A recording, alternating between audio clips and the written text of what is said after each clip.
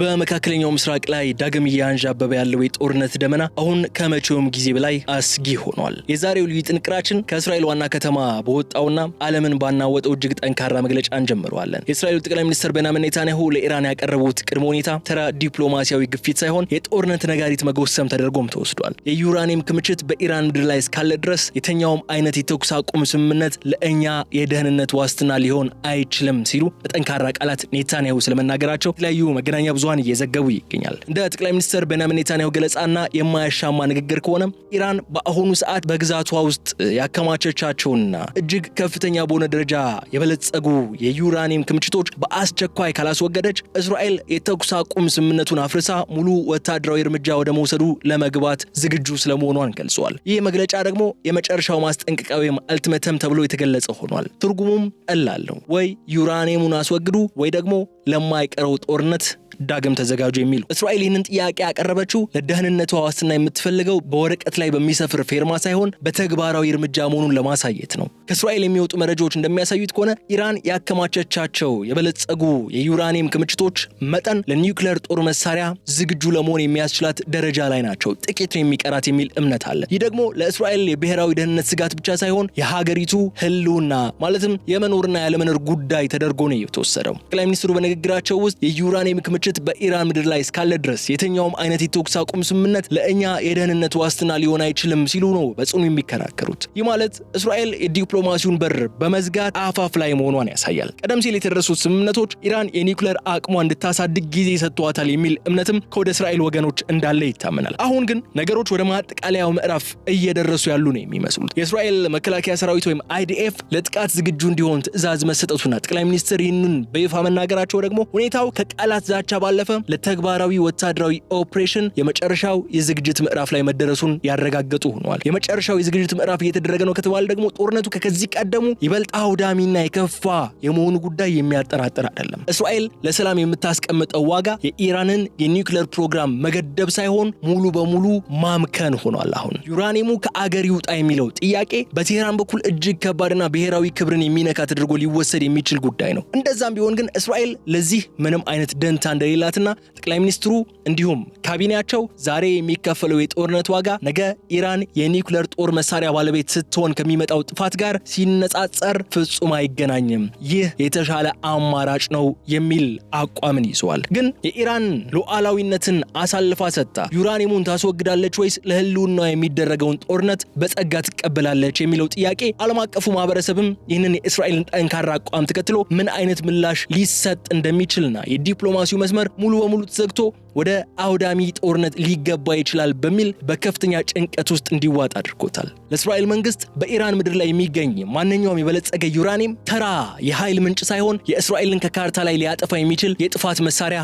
የመጀመሪያው ምዕራፍ ተደርጎ ነው የሚቆጠረው። ስለዚህ እኛም በዛሬው ልዩ ጥንቅራችን ይህ በእነዚህ ሁለት ሀገራት መካከል ያለው የማይታረቀው ቅራኔ በስፋት እንመለከተዋለን። ላለፉት 24 ሰዓታትና ከዛ በላይ ለሆኑ ጊዜ አንጻራዊ የሆነ ሰላም እየታየበትና የተኩስ አቁም ስምምነቶች ወደ ተሻለ ደረጃ ሊደርሱ ይችላሉ ተብሎ በሚጠበቅበት ሰዓት መሰል የጦርነት ነጋሪት ጉሰማ ንግግሮች ወደፊት የቀጠናው ዕጣ ላይ ምን ሊያሳድሩ ይችላሉ?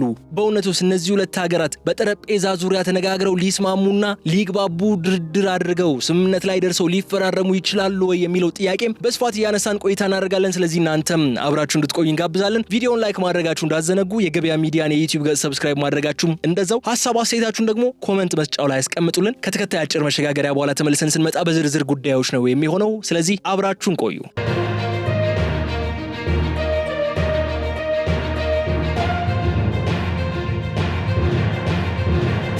ጠቅላይ ሚኒስትር ቤንያሚን ኔታንያሁ በሰጡት መግለጫ ላይ አጽንኦት የሰጡበት አንድ ትልቅ ነጥብ አለ። እሱም የኢራን የዩራኒየም ክምችት በአካላዊ ሁኔታ ከአገሪቱ መውጣት አለበት የሚል አንድምታ ያለው ንግግር ነው። ይህ ለምንድን ነው ያስፈለገው? እስራኤል እንደምትከራከረው ከሆነ ኢራን ባለፉት ዓመታት የተደረጉ የቁጥጥር ስምምነቶች ማለትም እንደ JCPOA እና ሌሎች ስምምነቶች ተጠቅማ የኒውክሌር አቅሟን በሚስጥር ስታሳድግ ቆይታለች የሚሉ እምነቶች አሉ። አሁን ላይ ኢራን የደረሰችበት የዩራኒየም ማበልጸግ ደረጃ ወደ ኒውክሌር ቦምብ ለመሸጋገር ጥቂት ሳምንታት ብቻ የሚቀሩት መሆኑን የእስራኤል የመረጃ ተቋማት በተለያዩ ወቅቶች ሲያመላክቱ ቆይተዋል። ለዚህም ነው እስራኤል መገደብ ወይም መቆጣጠር የሚሉትን ወደ ጎን በመተው አብሶሉት ሪሙቫል ወይም ሙሉ በሙሉ ማስወገድ የሚለውን ሐሳብ እያራመደች ያለችው። እንደ እስራኤል ስትራቴጂካዊ ቀመር ዩራኒየሙ በኢራን እጅ እስካለ ድረስ የትኛውም አይነት የቃል ኪዳን ስምምነት ዋስትና ሊሆን አይችልም። ምክንያቱ ደግሞ ምን መሰላችሁ? ኢራን በማንኛውም ሰዓት የዓለም አቀፍ ተቆጣጣሪዎችን በማባረር በሳምንታት ውስጥ የኒውክሌር ጦር መሳሪያ ባለቤት ልትሆን ትችላለች የሚል ስጋት ስላለ ነው። ይህ ደግሞ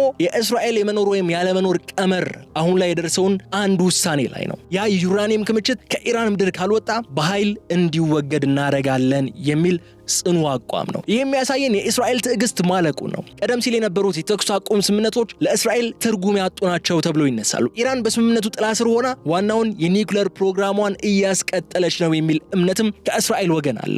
የእስራኤል ጠቅላይ ሚኒስትር ያደረጉት ንግግር ደግሞ አንድ ትልቅ እውነትን ይፋ ያደረገ ንግግር ነው። እርሱም እስራኤል ለቀጣዩ ጦርነት የምታቀርበው ምክንያት ጥቃት ተፈጸመብኝ የሚል ሳይሆን ከፍተኛ ስጋት ተደቅኖብኛል የሚል የመከላከያ ጥቃት ወይም ፕሪኤምፕቲቭ ስትራይክ መሆኑን በግልጽ መመልከት ግድ ይለናል። ይህ ጥያቄ ለኢራን እጅግ ከባድ ጥያቄ ይዞ ነው የሚመጣው። ዩራኒየሙን ከአገር ማስወጣት ማለት ለዓመታት የተደፋበትን የኒውክሌር ፕሮግራምና በቢሊዮን የሚቆጠር ዶላር የፈሰሰበትን ስትራቴጂካዊ ሀብት አሳልፎ መስጠት ማለት ነው። እስራኤል ይህንን ካላደረጋችሁ ጦርነት ዳግም ይቀሰቀሳል ስትል ደግሞ ለኢራን የሰጠችው ምርጫ በጣም ጠባብ ነው። ዩራኒየሙን ማስወገድ ወይም ደግሞ ጦርነት መግጠም። የኒውክሌር ህልሟን ትቀብራለች ወይ ደግሞ ከአካባቢያዊ ሀያልነቷ በላይ የሆነውን የእስራኤልና የአሜሪካን የጣምራ ወታደራዊ ጥቃት ለመጋፈጥ ትገደዳለች። ይህ የሚያስረዳን ደግሞ መስላችሁ ውጥረቱ ከፖለቲካዊ ፍጥጫ ባለፈም ወደ ቴክኒካዊና ወታደራዊ ስሌት መሸጋገሩን ነው። እስራኤል የዩራኒየሙን ክምችት ጊዜው እንደደረሰ ፈንጂ ነው የምቆጥረው ስትል ይህ ፈንጂ ሳይፈነዳ ለማምከን ደግሞ የቀራት ብቸኛ አንድ መንገድ ከፍተኛ የሆነ ወታደራዊ እርምጃ መሆኑ ለዓለም በግልጽና በይፋ ያሳወቀች ነው ያለችው። በሌላ በኩል የኢራን ፓርላማ ጉባኤ በሰጡት መግለጫ ደግሞ ከዚህ በኋላ ከእስራኤል ጋር የሚደረግ ማንኛውም አይነት ድርድር ትርጉም የለሽና ፋይዳ ቢስ ነው ሲሉ በይፋ አውጀዋል። ይህ ንግግር ደግሞ በዲፕሎማሲው ዓለም ውስጥ እንደ ትልቅ የመንገድ መዝጊያ ወይም ዴድ ኤንድ ሆኖ ተወስዷል። አሜሪካና እስራኤል ከኢራን ጋር በቅርቡ በኢስላማባድ ፓኪስታን ይወያያሉ፣ ንግግር ያደርጋሉ። የተኩስ አቁም ስምምነቱም በዘላቂነት ይፈርሙበታል። ጦርነቱ ለአንዴና ለመጨረሻው ያበቃል ተብሎ የሚጠበቅበት ሰዓት የድርድር ሁኔታዎች በዚህ ሁኔታ ምንም አይነት ፋይዳ የላቸው የሚለውን ሐሳብ እየተነሳ ነው ያለው። ለምንድን ነው ኢራን ድርድር አያስፈልግም የሚል አቋም ለማንጸባረቅ የተገደደችው? አፈጉባኤው ለዚህ የሚሰጡት ምክንያት አንድና ግልጽ ነው። እንደሳቸው ገለጻ ከሆነ ተደጋጋሚ የተኩስ አቁም ጥሰቶች በተመዘገቡበት ሁኔታ ወደ ጠረጴዛ መመለስ ለጠላት ጊዜ ከመስጠት ባለፈ ለኢራን የሚፈይደው ነገር የለም የሚል ግልጽ አቋም ይዟል። ኢራን እስራኤልን የምትከሰው በድርድር ስም ጊዜ የገዛች ወታደራዊ ዝግጅቷን ታጠናክራለች በሚል ነው። አሁን ግን የታገስነው በቃን የሚል መልእክትም እያስተላለፈች ነው ያለችው።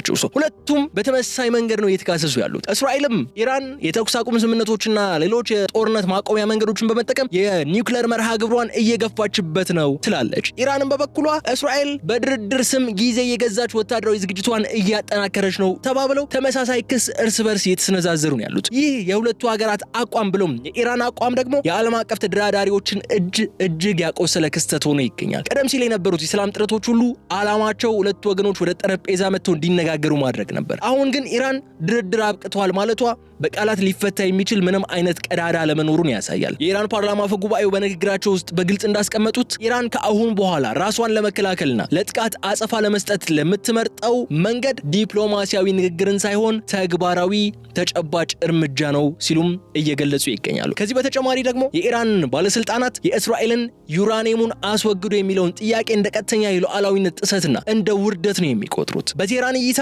የኒውክሌር መርሃ ግብሩ የአገሪቱ ሳይንሳዊና ስትራቴጂካዊ ሀብት እንጂ ለድርድር የሚቀርብ ሸቀጥ አይደለም የሚል ጽኑ አቋም አለ። የእስራኤል ጠንካራ ዛቻና የኢራን የድርድር በር መዝጋት ሲደመሩ ደግሞ ሁኔታው ከመደበኛው ዲፕሎማሲ ወጥቶ ወደ ኃይል ሚዛን ፍጥጫ መሸጋገሩን የሚያረጋግጥልን ይሆናል። በዚህ የምንረዳው መራራ እውነት ደግሞ መሰላችሁ በመካከለኛው ምስራቅ ለሰላም የሚሆን የመነጋገሪያ አጀንዳ እየጠፋ መምጣቱ ነው። አንደኛው ወገን ቅድመ ሁኔታውን ያጠብቃል፣ ሌላኛው ወገን ደግሞ መነጋገር አያስፈልገንም ምንም የሚፈይደው ነገር የለም ሲል ይደመጣል። ይህ ማለት ደግሞ ጠመንጃዎች የሚናገሩበት ጊዜ፣ ሚሳኤሎች የሚዘንቡበት፣ ቦምቦች የሚፈነዱበት ጊዜ ከመቼውም ጊዜ በላይ ቅርብ እንደሆነ የሚያበስር ይሆናል። የኢራን ባለስልጣናት ድርድር ትርጉም የለሽ ነው ሲሉ እንዲሁ በዘፈቀደ የሚናገሩት ሐሳብ አይደለም። የእስራኤልን ድርጊቶች እንደ ዋነኛ ማረጋገጫ በማቅረብ ነው። ከዚህ በኋላ ድርድር ማድረጋችን ያን ያክል ትርጉም በፍጹም ያለው ነገር አይሆንም የሚሉት። ይህ እንደ ኢራን አተረጓጎም ከሆነ ባለፉት ወራት የተደረሱ የተኩስ አቁም ስምምነቶች በእስራኤል በኩል እንደ ትክክለኛ የሰላም መሳሪያ ሳይሆን ኢራንና አጋሮቿን ለማዳከም እንደሚያገለግል ስልታዊ ጭምብል ተደርገው ነው እየታዩ ያሉት። ለዚህ ደግሞ ተጨባጭ መሬት ላይ ያሉ ማስረጃዎች ማቅረብ እንችላለን። አሜሪካና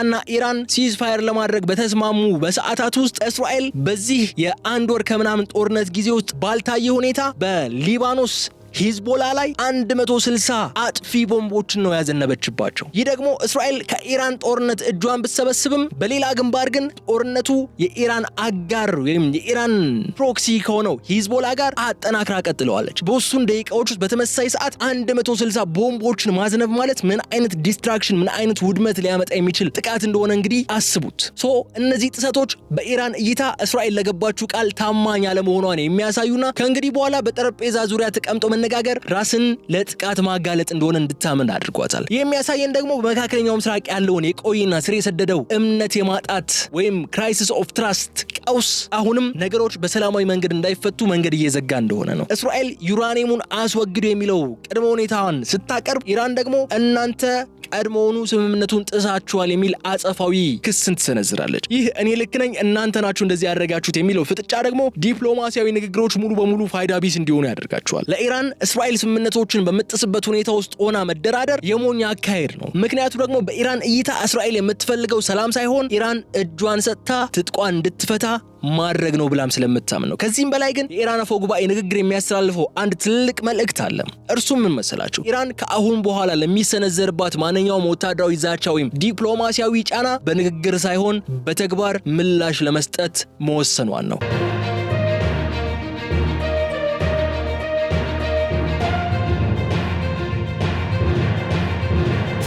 እስራኤል የተኩስ አቁም ስምምነቶችን እንደጣሰችም በመጥቀስ ኢራንም ለራሷ ተመሳሳይ መብት እንደምትሰጥና ከእንግዲህ በስምምነቶቹ ሰንሰለት እንደማትታሰር በግልጽ ፍንጭ እየሰጠች ትገኛለች። ይህ ማለት ምን መሰላችሁ? የዲፕሎማሲው ስምምነት መርገፍ ለሁለቱም ወገኖች የፈለጋችሁትን እርምጃ ውሰዱ የሚል አደገኛ ፍቃድ እንደመስጠት ነው የሚቆጠረው። በዚህ መረዳት የሚገባን ዋናው ነጥብ ደግሞ ውጥረቱ ከፖለቲካዊ ልዩነት አልፎውን ወደ ስነልቦናዊ ጦርነትና አውዳሚ የመሆን እድሉም በከፍተኛ ሁኔታ መሸጋገሩ ነው። ሁሉም ወገኖች ሌላኛው ወገን እንደ አጭበርባሪና እንደ ቀላጣፊ አድርገው ስለሚመለከቱ በመካከላቸው የሚደረግ ማንኛውም ድርድር የቆመው የገደል አፋፍ ላይ ነው። ኢራን ድርድር አብቅቷል ስትል በቃላት ሊፈታ የሚችል ምንም ነገር እንደሌለና የቀረው አማራጭ ወታደራዊ የውድመት ጦርነት ብቻ መሆኑ እየገለጸች ነው ያለችው በተዘዋዋሪ። የእስራኤል እመታለው ባይነት ወይም አልደራደር ባይነት ደግሞ ዓለምን በአንድ ትልቅ ጥያቄ ውስጥ የከተተ አጋጣሚን ፈጥሯል። ይህ ጦርነት ዳግም ቢቀሰቀስ ማን ነው የሚያተርፈው የሚል ያው ከጦርነት ሞትና ኪሳራን ካልሆነ ትርፍ የለም። ግን ደግሞ በአንድ ሀገር ጦርነት የሚያተርፉ ሌሎች ሀገራት ስለመኖራቸው ደግሞ ማንሳት ግድ ይለናል። የመካከለኛው ምስራቅ ጂኦፖለቲካዊ አቀማመጥ እጅግ ስስ ከመሆኑ የተነሳ በእስራኤልና በኢራን መካከል የሚነሳ ማንኛውም አይነት ግጭት በቀጥታ ጎረቤት ሀገራትን ወደ እሳት ውስጥ መሳቡ የማይቀር ነው። ከዚህ በፊትም አይተነዋል። የሊባኖስ፣ የሶሪያ፣ የየመንና የኢራቅ ታጣቂ ቡድኖች ከቴህራን ጋር ያላቸውን ጥልቅ ቁርኝነት ጦርነቱ ከተጀመረ በሰዓታት ውስጥ መላውን ቀጠና የጦር አውድማ እንዲሆን የሚያደርጉበት እድልን ይፈጥራል። ይህ ደግሞ ለቀጠናው ሀገራት መሪዎች ትልቅ ቅዠት የሆነባቸው አጋጣሚን ይፈጥራል። አረብ ሀገራት በሁለቱ ሀያላን መካከል ላለመጨፍለቅ የሚያደርጉት ጥረት አሁን ባለው የዲፕሎማሲያዊ መዘጋት ምክንያት እጅግ ፈታኝ የሆነባቸው መጥቷል። አሜሪካ ደግሞ የጦር ቤዞቻቸውን በመጠቀም ኢራን ላይ ጥቃት ትፈጽማለች። እነሱም ዳይሬክት የጥቃት ኢላማ የሆኑ መጥቷል። ይህ ደግሞ ከቀጠናው ስጋት ባሻገር የዓለምን ኢኮኖሚን በዚህ ውጥረት ውስጥ እንዲታገል ወይም እንዲገታ ያደርገዋል። መካከለኛው ምስራቅ የዓለም የኃይል ምንጭ ማዕከል እንደመሆኑ መጠን በኢራንና በእስራኤል መካከል የሚነሳ ጦርነት የነዳጅ ዋጋን ወደ ሰማይ እንዲሰቀል ማድረጉ የማይቀር ነው። በተለይ ኢራን በዛቻ መልክ የምትጠቀመው የሆርሙዝ የባህር በር መዘጋት ስጋት የዓለምን የንግድ መስመር ሽባ ሊያደርገው የሚችል ነው። ይህ ማለት አሁን ያለው ፍጥጫ የፖለቲካ ጉዳይ ብቻ ሳይሆን እያንዳንዱን የዓለም ዜጋ ኪስ የሚነካ የኢኮኖሚ አደጋም ጭምር ነው። ዓለም አቀፍ ኃይሎች በተለይ አሜሪካ፣ አውሮፓ፣ ሩሲያና ቻይና ደግሞ አሁን ባለው ሁኔታ ውስጥ እጃቸው የት ጋር እንደሚያስገቡ ግራ ተጋብተው የቆሙበት ሰዓት ነው ያለው። እስራኤል ዩራኒየሙ ከኢራን ምድር ካልወጣ ጦርነቱ የመቆም እድሉ እጅግ ጠባብ ነው ስትል ምዕራባውያን አጋሮቿ ስጋቷን ቢጋሩም የጦርነቱን አስከፊነትና መቀጠል እንደሌለበት ደግሞ ያምናሉ። በሌላ በኩል ኢራን ድርድር አብቅቷል ስትል ደግሞ ዓለም አቀፍ አደራዳሪዎች ሁኔታውን ለማርገብ የነበራቸውን ብቸኛ መሳሪያ እየተነጠቁ እንደሆነ ይሰማቸዋል። ዲፕሎማሲው ሲከሽፍ ዓለም አቀፍ ህግጋትና ስምምነቶችም ትርጉማቸው ቦታቸው ለጉልበት ፖለቲካ ይተዋሉ። ነገሮች ሁሉ በጦር ሜዳና በጦር መሳሪያ ይፈታሉ ማለት ነው። ይህ ውጥረቱ አሁንም ላይ ዓለም አቀፋዊ የቀውስ ማዕከል የመሆን እድሉ በከፍተኛ ሁኔታ እንዳለ ያሳየናል። የሁለቱ ሀገራት ግትርነት ለዓለም ሰላም ምንም አይነት ክፍተት አልተውም። የድርድር ትርጉም የለውም መንፈስ እንዲሁም ወታደራዊ እርምጃ ከመውሰድ አልቆጠብም የሚለው ማስጠንቀቂያ ዓለም ወደማይቀረው የውድመት አዙሪት እየገፋት ነው ያለው። ድርድር ትርጉም የለው የሚለው የኢራን መግለጫና ዩራኒየሙ ካልወጣ ጦርነት አይቀሬ ነው የሚለው የእስራኤል ዛቻ ሁለቱ ሀገራት አሁን ላይ ያላቸው ብቸኛ አማራጭ ወታደራዊ ፍልሚያ መሆኑን የሚያረጋግጡልን ናቸው። ከእስራኤል በኩል ስንጀምር የሀገሪቱ አየር ኃይልና የደህንነት ተቋማት ለረጅም ጊዜ ሲለማመዱት የነበረውን የርቀት ጥቃት እቅድ ወደ ተግባር ለመለወጥ የመጨረሻው ምዕራፍ ላይ የደረሱ ነው የሚመስሉት። የእስራኤል ስትራቴጂ ግልጽ ነው። የኢራንን የኒውክሌር ማዕከላት በአየር ጥቃት ማውደም ወይ ቢያንስ ለዓመታት ወደ ኋላ እንዲመለሱ ማድረግ። አሁን የሳምንታት ዕድሜ የቀረው ኒውክሌር ቦምብ የማምረት ሂደት ወደ ኋላ እንዲመለስ ማድረግ ነው። ጠቅላይ ሚኒስትሩ ወይም ኔታንያሁ ዩራኒየሙ ከኢራን ምድር መውጣት አለበት ሲሉ ይህ ካልሆነ በቦምብ እንደሚደበድቡት ለዓለም እያሳወቁ ነው ያሉት። የወታደራዊ ስሌት ግን እጅግ አደገኛ ነው። ምክንያቱ ደግሞ መሰላችሁ የኢራን የኒውክሌር ተቋማት በመሬት ውስጥ የተደበቁና በከፍተኛ ጥበቃ የሚደረግላቸው በመሆናቸው ምክንያት እስራኤል የምትሰነዝረው ጥቃት ወደ ሙሉ የቀጠናው ጦርነት መሸጋገሩ የማይቀር ነው። በሌላ በኩል ደግሞ ኢራን ድርድር ከዚህ በኋላ ፋይዳ የለውም ስትል እጇን አጣጥፋ ጥቃትን ትጠብቃለች ማለት እንዳልሆነ ግልጽ እያደረገች ነው። የኢራን ወታደራዊ ስትራቴጂ ማሲቭ ሪታይሌሽን ላይ የተመሰረተ ነው። ኢራን ባለፉት ዓመታት የገነባችው የረጅም ርቀት ሚሳኤል አቅምና በየሀገሩ ያሉ ታማኝ አጋሮች እስራኤል ጥቃት ብትሰነዝር አጸፋው እጅግ ከባድ እንደሚሆን ታስባለች።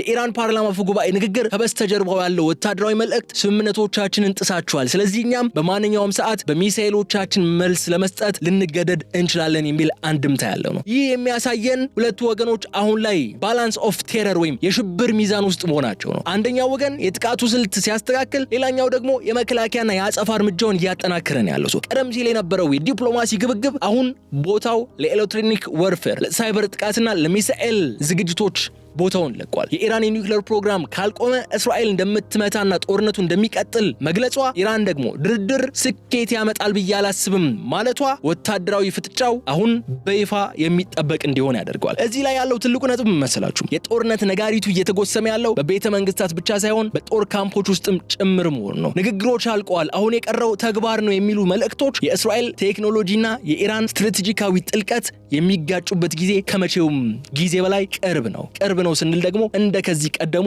ከዛ የባሰ እንደሚሆን ግን ቢጠበቃል ማለት ነው። ይህ አሁን በመካከለኛው ምስራቅ ያለው የሰላም ተስፋ በገደል አፋፍ ላይ ተንጠልጥሏል። ድርድር ትርጉም የለሽ ነው የሚሉ ድምጾችና ዩራኒየሙ ከኢራን ምድር ካልወጣ ጦርነት ይቀሰቀሳል ዳግም የሚለው ዛቻ በስተጀርባ ዓለም ወደ አዲስና አስከፊ የግጭት ምዕራፍ እየተሸጋገረች መሆኗ በግልጽ መረዳት እንችላለን። ይህ ታሪካዊ ፍጥጫ የሚያሳየን ደግሞ ጂኦፖለቲካዊ ውጥረቶች ከንግግር ወደ ተግባር ሲሸጋገሩ ዲፕሎማሲ ቦታውን ለኃይል እንደሚለቅ ነው። እስራኤል የኒውክሌር ስጋትን እንደ ህልውና አደጋ መመልከቷን አታቆምም። ኢራንም የኒውክሌር አቅሟ እንደ ብሔራዊ ክብርና የመከላከያ ጋሻ መቅጠሯን አትተውም። እነዚህ ሁለት የማይታረቁ አቋሞች ሲጋጩ ደግሞ ውጤቱ በቃላት የሚገለጽ ሳይሆን በከባድ ወታደራዊ እርምጃዎች የሚወሰን እንደሚሆን የሚያጠራጥር አይደለም። ዛሬ ላይ የቆምነው ጦርነቱ ዳግም ይነሳ ይሆን በሚል ጥያቄ ላይ ሳይሆን ጦርነቱ ዳግም መቼ ይቀሰቀሳል፣ ጥፋቱስ ምን ያህል ይከፋል በሚሉ አስፈሪ ጥያቄዎች ላይ ነው። ወደፊት ስንመለከት ግን ዓለም አቀፉ ማህበረሰብ ይህንን ዳግም እያገረሽ ያለውን የጦርነት መንፈስ ለመከላከል ያለው አቅም ተጠቅሞ ጦርነቱን ማስቀረት ካልቻለ እጅግ እልቂትን ለመመልከት እንገደዳለን። የኢራን ፓርላማ አፈ ጉባኤ ንግግር ዲፕሎማሲያዊ መንገድን የዘጋቢ ይመስልም። ከእንግዲህ መፍትሄው የሚመጣው ከድርድር ጠረጴዛ ሳይሆን ከሁለቱም ወገኖች ስልታዊ ስሌትና ከሚወስዱት ያጸፋ እርምጃ ነው የሚል አንድምታ ቢኖረውም አሁን ያለው ሁኔታ ልክ እንደ ታላቅ ፈንጂ ነው። ፊውዙ ተለኩሷል። ለማጥፋት የሚሞክሩ እጆች ደግሞ አሁን ራሳቸውን ገለል ለማድረግ እየሞከሩ ያሉ ይመስላል። ለማጠቃለል ያህል ግን በመካከለኛው ምስራቅ የሚታየው ይህ አደገኛ ሽኩቻ ለዓለም ሰላም ትልቅ ፈተና ነው የሆነው። የእስራኤል የደህንነት ስጋትና የኢራን ግትርነት ተዳምሮ ቀጠናውንም ሆነ መላውን ዓለም ወደማይታወቅ መንገድ እየመሩት ነው የሚገኙት። የዛሬው ልዩ ጥንቅራችን የሚያስተላልፈው ዋና መልእክት ታዲያ መሰላችሁ የተከበራችሁ የገበያ ሚዲያ ተከታታዮቻችን የቃላት ጦርነት አብቅቶ የተግባር ዳግም ጦርነት ደጃፍ ላይ መቆማችን በቀጣይ ቀናትና ሳምንታት የሚወሰዱት እርምጃዎች የ21ኛው ክፍለ ዘመን የታሪክ አቅጣጫ ሊቀይሩ እንደሚችሉ ጥርጥር የሚባል ነገር እንደሌለ ነው። ይህን ብለን ልዩ ጥንቅራችን እዚህ ላይ እንቋጫለን። የተከበራችሁ የገበያ ሚዲያ ተከታታዮቻችን ቪዲዮውን ስላደመጣችሁ ስለተከታተላችሁ እጅግ አድርገን እናመሰግናለን። የገበያ ሚዲያን የዩቲዩብ ገጽ ሰብስክራይብ ማድረጋችሁን እንዳዘነጉ፣ ቪዲዮውን ላይክ አድርጉ፣ ሐሳብ አስተያየታችሁን ኮሜንት መስጫው ላይ አስቀምጡልን። በቀጣይ በሌላ ቪዲዮ መልሰን እስክንገናኝ ድረስ መልካሙን ሁሉ ለእናንተ በመመኘት እዚህ ጋር እሰናበታለሁ። ሰላም።